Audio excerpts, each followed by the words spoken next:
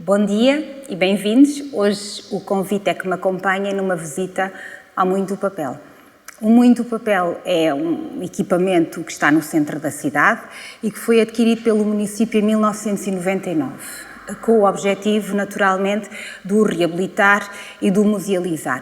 Durante esse período, ele esteve durante muitos anos na posse da família da Dona Emília Caseiro, que chegou a entendimento com o município e que permitiu que este espaço hoje fosse dos leirienses, na margem do Rio Lis, e que fosse incluído na reabilitação que o município fez no contexto do Polis. Portanto, devolvendo o rio à cidade, devolve também este espaço museológico muito aprazível e de convite fácil. Estamos, neste momento, na sala que nós chamamos a sala multimédia. Há um pormenor que eu acho que é importante dar-vos já nota. O edifício do Moinho do Papel não é um edifício único, há vários espaços que nós vamos percorrer ao longo da nossa visita. Onde estamos hoje é a sala multimédia e por isso mesmo é um espaço muito polivalente, é o espaço de maior conforto ao visitante, onde fazemos o acolhimento, onde fazemos uma introdução histórica da evolução do moinho na história de Leiria. Mas é também um espaço onde recebemos concertos, onde recebemos conferências, onde recebemos outro tipo de atividades que fazem parte da programação regular do espaço. Em 2009 a Câmara compra o edifício e estabelece naturalmente uma equipa de trabalho para começar a refletir o espaço, uma equipa de trabalho interdisciplinar, com muitos técnicos do município, coordenados por o gabinete do arquiteto Álvaro Cisa Vieira, que vê o espaço e que o interpreta de uma forma muito interessante, respeitando-o na totalidade e dando aqui o envolvimento que o espaço merece em relação ao rio. E aqui vamos encontrar vitrines que eu já passarei a explicar o que cada uma delas tem. É importante fazer a relação do moinho com a cidade. Este edifício foi feito e assente nos alicerces do Moinho do Lagoa. Porquê? Porque ao longo da margem esquerda do Rio Lis há uma série de engenhos, desde a nascente até à foz, que vão crescendo, vão se desenvolvendo. A margem esquerda, que é a margem do cereal, a margem onde havia produção em grande quantidade de cereal. Estamos na cerca do convento de Santo Agostinho, tiramos a vantagem de estar junto à cerca do convento, ao conhecimento que os monges tinham e que garantiam a todo este desenvolvimento, com o sistema de rega, com os canaletes. Há toda uma estrutura industrial, ou proto-industrial, se lhe quisermos chamar assim, que vai fazer com que toda esta zona se desenvolva e que crie uma relação com a cidade. Portanto, o Moinho do Lagoa estava completamente destruído e foi nesses alicerces que o arquiteto Álvaro Cisa Vieira decidiu que devia de edificar este edifício, garantido assim que havia um cunho histórico, uma ligação histórica ao percurso que os museus tiveram, que os moinhos tiveram na cidade e na margem do rio. Depois, dar-vos nota de que encontramos na parede que está do nosso lado direito uma barra cronológica onde o visitante consegue perceber a origem, onde é que nasceu o papel, na China, não é? Da forma como nasceu e como é que ele chega à Europa e em que data é que chega a Portugal. Normalmente na visita apontamos algumas questões e depois deixamos que o visitante explore o espaço, não esquecendo nunca que o Moinho do Papel sendo um museu, é um espaço muito interpretativo, muito sensorial e, portanto, não faz sentido condicionarmos de uma forma clássica a visita. Fazemos aqui, de facto, esta relação histórica com a cidade e depois deixamos que o visitante a desfrute. Portanto, sabemos que o Moinho do Papel, em 1411, recebe por alvará régio de Dom João I a autorização para a produção de papel. Essa autorização é dada a um homem de confiança de Dom João I, Gonçalo Lourenço de Gomide. Gonçalo Lourenço de Gomide é um homem muito importante na cidade, pois é um homem que na crise de 1383-85 assume de imediatamente o apoio a Dom João I contra os castelhanos, ao contrário dos administradores da cidade, que chegam a içar a bandeira castelhana no castelo. Lourenço de Gomide não, assume sempre esta relação de querer manter a nacionalidade e apoiar Dom João I, e depois, naturalmente, vai receber a gratidão do rei, e assim que a família Gomide faz o pedido, o monarca autoriza que seja produzido papel. Contudo, o moinho nasce como um museu, como um moinho de cereal. Todos os equipamentos que existiam eram para moagem de cereal, como eu expliquei, porque estamos na margem e na zona do rio, que produzia, que tinha grande produção cerealífera. Não podemos, no entanto, esquecer que este desafio de avançar para o papel tem influências várias, seguramente influência do facto de estarmos aqui na cerca do convento, não é? Os monges são pessoas eruditas, com conhecimento vasto e que gostam de desafios, e provavelmente também apoiaram este sonho da família Gomide. E não podemos esquecer que na época a judiaria em Leiria tinha um impacto e tinha um peso de facto muito interessante. E temos a tipografia dos Hortas na zona da judiaria, que é na baixa da cidade, e poderão ver, quem quiser depois passar por aquela zona, nas traseiras da Igreja da Misericórdia, hoje recuperada, que é o Centro de Diálogo Intercultural, conseguem ver anotações e apontamentos sobre a existência da tipografia dos Hortas. A tipografia dos Hortas acaba por ter um impacto muito grande no desenvolvimento da cidade, até porque, como Lourenço Gomide tinha influência em Leiria por esta ligação ao monarca, os Hortas tinham influência na comunidade judaica. Era uma família muito conceituada e muito respeitada. A tipografia elabora há algum tempo e imprime obras de grande importância. Eu convidava-vos a ver esta vitrine, onde temos o facsímile do Almanaque Perpétuo. O Almanaque Perpétuo foi impresso em Leiria, foi impresso na tipografia dos Horta e é uma obra importantíssima para a expansão portuguesa e para o desenvolvimento científico.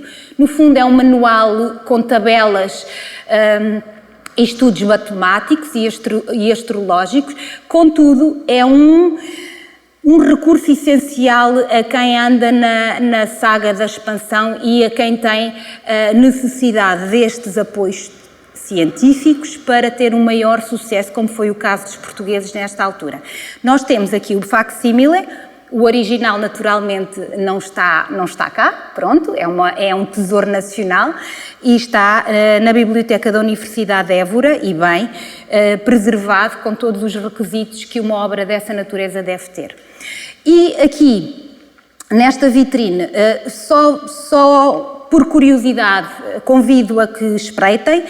Esta vitrine limita-se a ter relas e aguilhões, e vocês, num outro espaço do moinho, vão perceber a importância da rela e do aguilhão, que no fundo é a ignição, no fundo é o que permite o início do trabalho dos engenhos no período da moagem, mas nós no moinho pequeno vamos conseguir explicar isto com um bocadinho mais de rigor e com um bocadinho maior visualização do engenho em si. Esta vitrine tem essencialmente achados arqueológicos, todos eles limpos e recuperados, achados arqueológicos que são de uso doméstico. E uso doméstico porquê? Porque a família do moleiro sempre habitou no moinho. Pronto, era tradição, o moleiro vivia com a sua família, fosse numerosa ou não, no espaço do moinho, porque em épocas de muito trabalho os engenhos farinavam dia e de noite e, portanto, havia toda uma relação familiar e um negócio familiar associado. Pronto, estas foram algumas das peças mais interessantes que os colegas da arqueologia encontraram e que achamos muito bem, por bem consolidar e deixar ao público para ter esta relação humana e familiar que foi sempre este espaço foi sempre isso, apesar de ser uma área da indústria e do negócio, numa área financeira, no fundo acabou sempre por estar ligado a famílias e a relações familiares. E agora convidava-vos a avançar e vamos então espreitar ali o jardim para vermos o canalete que conseguimos reabilitar na altura que reabilitamos o moinho, para terem uma noção que ainda hoje a estrutura facilmente funcionaria se tivéssemos um campo agrícola para regar, e para vos convidar a ver as características góticas do edifício. Depois passaremos ao moinho pequeno, onde voltamos aos engenhos e a uma conversa um bocadinho mais de relas e de aguilhões. Nesta envolvente exterior, um passeio simples e rápido só para vos mostrar as características góticas do moinho. Dar nota que o rio Lis, entre o período até à Idade Moderna, era navegável e, portanto, toda esta zona do rio tinha uma dinâmica interessante. Portanto, com os arcos em ogiva, conseguimos perceber efetivamente que a partir que o moinho do papel será mais ou menos do século XIII.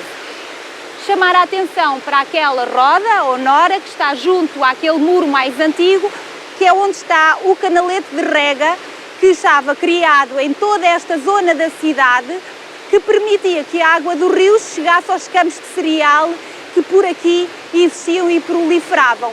Durante a reabilitação foi entendimento do arquiteto mantermos o canalete e reabilitá-lo, e de facto diariamente ele é alimentado com a água do rio Lis. Aqui encontramos-nos no moinho pequeno, portanto é a zona mais pequena que o moinho tem e pretende essencialmente que o público perceba a lógica e o funcionamento dos engenhos. Lembram-se que na sala multimédia falei na rela e no aguilhão, como a origem do movimento do engenho. Aqui neste lettering conseguem perceber isso mesmo. Nós estamos aqui a este nível, a nível do chão, com o engenho nas nossas costas, mas todo o segredo e a magia acontece daqui para baixo. Portanto, temos o eixo e temos uma roda horizontal que vai sofrer a pressão da água e que vai colocar o aguilhão e a rela em funcionamento, a rodar. É este movimento feito por estas duas pedras, que no fundo são dois calhaus rolados, que vão rodar, dando início ao movimento do eixo, com a abertura da água pelos cubos, que são estas três estruturas que encontramos aqui, que canalizam a água para a rela, para o aguilhão, inicia o movimento da roda horizontal e automaticamente o engenho começa a funcionar. Esta é a magia de todos os engenhos aqui no moinho do papel. Vamos encontrar engenhos a farinar na sala do cereal, mas lá já não vamos ter a oportunidade de ver o que se passa abaixo do piso zero, do nosso piso, onde estamos. Por isso a passagem por este espaço é sempre muito interessante e essencialmente pedagógica. Encontramos-nos já na sala do papel. A sala do papel é um espaço mais amplo, com o pé direito mais alto, exatamente por motivos técnicos, porque é na sala onde o papel era seco e onde haviam as resmas de papel que eram necessário secar. Por isso as frestas existentes no edifício, para garantir que havia a circulação de ar. Esta sala, no fundo, é um espaço, como eu dizia, de experimentação e de desafio sensorial, essencialmente isso. É aqui que acontecem as oficinas pedagógicas que o Serviço Educativo promove ao longo do ano, nas mais variadas áreas, tanto na área do papel como na área do cereal, com o pão, mas também é a zona de produção, onde produzimos o papel ainda tentando ir ao encontro do que a história nos ensinou. Naturalmente temos a faceta ambiental, não podemos descuidá-la, porque também somos um espaço que obrigatoriamente tem que cumprir essa função, e temos a outra vertente da produção de papel natural. Na altura, provavelmente os engenhos eram usados para fazer a pasta, provavelmente não eram, seguramente. Esta sala tinha algodão que primeiro tinha que ser todo desfiado, não é? Para depois então ir para o engenho de galgas, ser triturado até conseguir a pasta ideal. Nos dias de hoje, naturalmente, não conseguíamos ter esse tipo de tarefa e garantir a dinâmica do museu com as equipas que temos. É impossível e, por isso, substituímos os engenhos que gostamos muito e que mantemos e que preservamos, mas substituímos pelo equipamento industrial, que é uma tina holandesa que faz exatamente o papel que o engenho fazia em tempo. Portanto, nós colocamos a medida, a receita de água e de algodão e a máquina tritura até que o técnico que está a fazer a pasta entende que está com a espessura e com a qualidade que necessitamos ou para a produção de papel ou para a produção de papel para outros fins, não é? Porque não produzimos só para a folha do papel. Muitas vezes precisamos para um projeto pedagógico, um papel mais grosso, ou um papel mais fino. Isso vai depender do técnico que vai estar a fazer e de qual é a função daquela pasta e daquele papel em particular. Aqui também conseguimos perceber que o edifício e que este espaço foi uma microempresa para a época. Podemos fazer esta analogia com as microempresas atuais, porque o trabalho de arqueologia permitiu-nos dizer isto com tranquilidade. O moinho começa por ser um moinho de cereal, como eu vos expliquei, depois passamos pelo papel, mas também sabemos que o azeite passou por cá. Portanto, na escavação arqueológica percebemos que também durante um período de tempo houve a produção de azeite e houve outro tipo de dinâmica no espaço. No fundo, eles iam à procura do nicho de mercado e do nicho de negócio que fosse mais vantajoso para a família, não é? Como as microempresas hoje fazem quase. E para além de fazermos esta explicação e de colocarmos as galgas a funcionar, que não vamos fazer agora, porque senão era uma barulheira que depois não conseguiam ouvir, porque é um equipamento muito pesado e que quando se move é muito sério. Fazemos as explicações dos canaletes tipográficos, porque no fundo fazemos aqui mais um trabalho pedagógico e convidamos os nossos visitantes a eventualmente serem corajosos e fazerem uma folha de papel. Nós nesta tina, portanto, a pasta é feita ali na tina holandesa, como falamos, e depois é colocada nesta tina em madeira que é forrada, não é?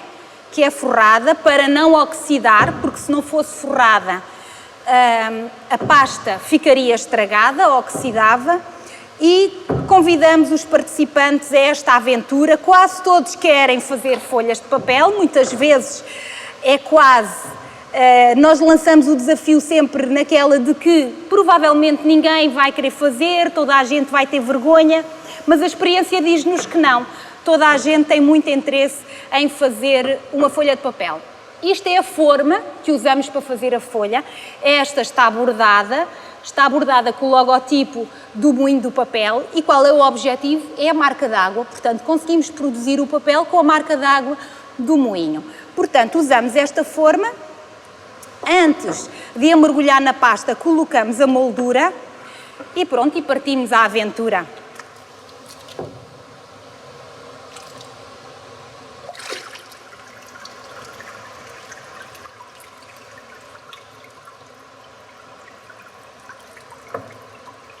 Deixamos que o excesso de água escorra. Eu agora vou acompanhar-vos o resto da visita com algodão nas mãos, mas pronto, é biológico, é natural, não acrescentamos nada à pasta, a não ser água e algodão, portanto, não é um problema, não é bonito, mas não é um problema.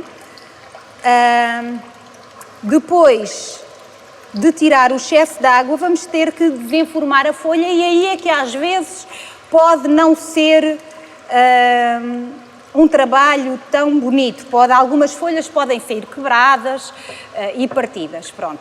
Normalmente temos aqui ao lado uma baeta. Na época provavelmente utilizariam uma estopa, um linho, qualquer coisa para virar a folha.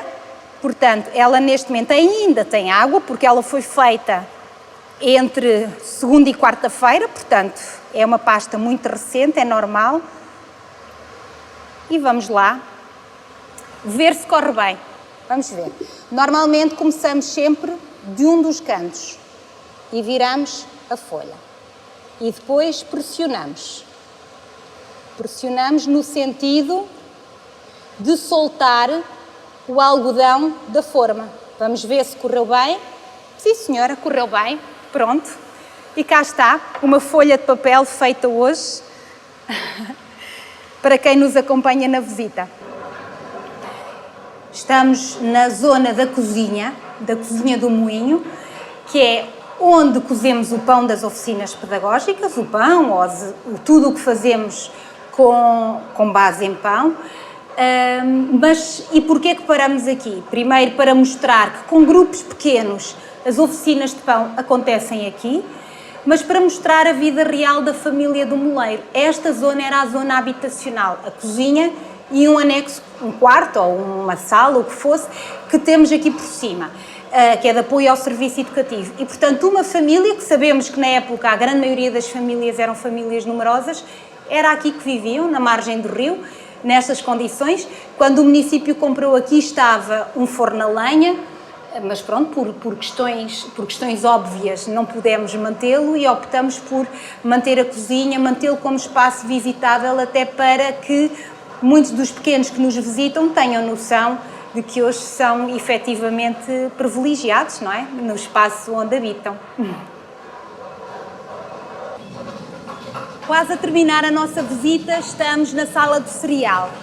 Esta sala é onde ainda hoje o moinho mantém esta função, que é de farinação. Quando o município comprou este espaço, encontravam-se nesta sala 7 engenhos com farinação, enquanto funcionou com farinação regular.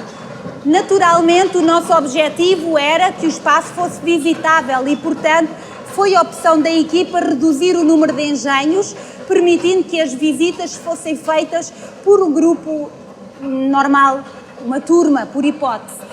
E daí termos optado por manter apenas estes 4 engenhos a funcionar. Recordam-se da nossa visita no moinho pequeno? Pronto. Então aqui vão imaginar toda aquela explicação que eu vos dei no moinho pequeno a partir do piso. Portanto, por baixo de nós estão os canais, estão os cubos, estão as rodas dentadas, os eixos, que neste momento estão a fazer farinar estes 2 engenhos. Estamos a farinar milho, hoje é o que estamos a farinar. E como é que isto mais ou menos funciona? Temos um casal de mós, que é literalmente um casal, é um macho e uma fêmea. Porquê? Porque isto é o engenho do moleiro, não sou eu só aprendi, não sei. O moleiro tem que ter a capacidade para picar as mós de forma a que eles efetivamente casem. Porque senão, em vez de moer o cereal, vão queimar o cereal, vão queimar a farinha e o que é que vai acontecer? O pão não vai levedar, o pão ou a broa, neste caso, não iriam levedar, a farinha queimada é para o lixo. Portanto, esse é o desafio regular que a manutenção dos engenhos tem.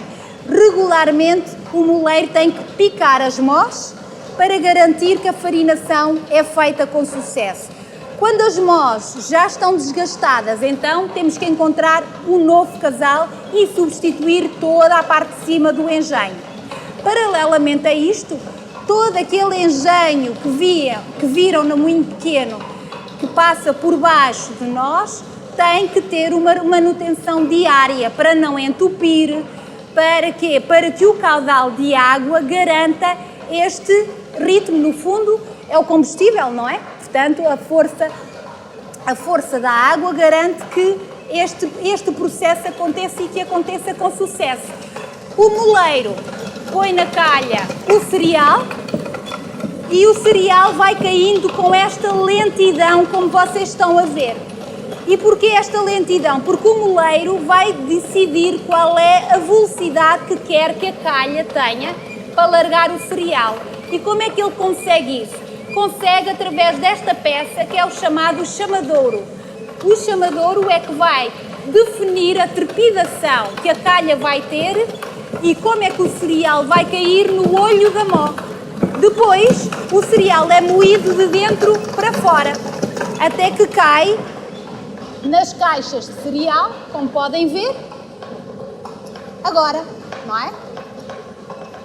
E a partir daqui, o moleiro ensaca, dá como o final que entender por bem.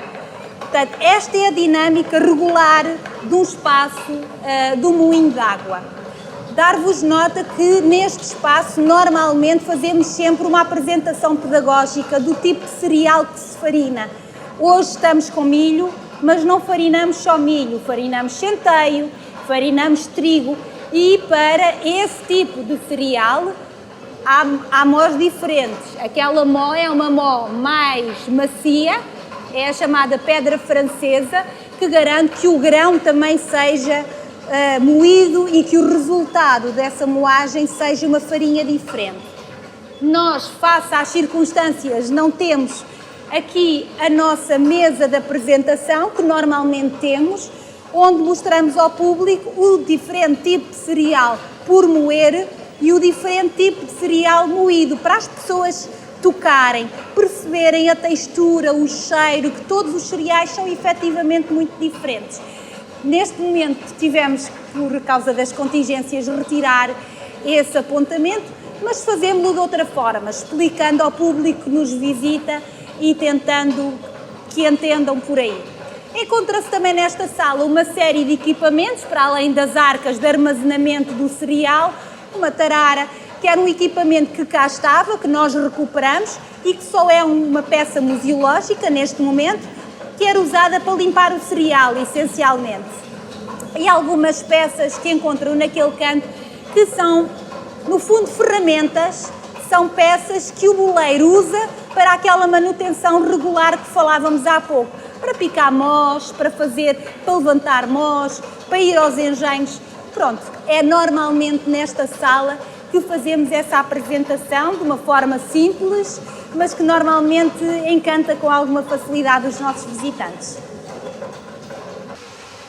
E terminamos a nossa visita no espaço mais romântico, mais bucólico que a margem do rio tem, pelo menos eu acho, sou suspeita, mas acho mesmo, e terminamos na represa que é uma construção feita para alimentar o moinho, ou seja, do caudal do rio é retirada a quantidade de água suficiente para garantir que o moleiro consegue pôr o número de engenhos que necessita pôr a farinar, a funcionar. No Rio Lige nunca houve um problema de falta de água, mas em alguns sítios acontece e, portanto, aí as represas têm uma dimensão diferente e, naturalmente, com uma estratégia de gestão do recurso hídrico de outra forma. Nós não temos essa dificuldade, felizmente, o nosso rio leva bastante caudal, mas pronto, mas permite, como veem, aquelas tábuas que estão colocadas estão a tapar os cubos, as entradas de água, para os outros engenhos não rodarem. Está aberto apenas este, que é o que garante que aqueles dois engenhos que vimos a farinar funcionem. Portanto, este é o objetivo da represa e não só. Eu acho que, para além desta apresentação da represa, apresentar este espaço encantador num dia de sol bonito, agradecer e esperar que nos visitem. Obrigada.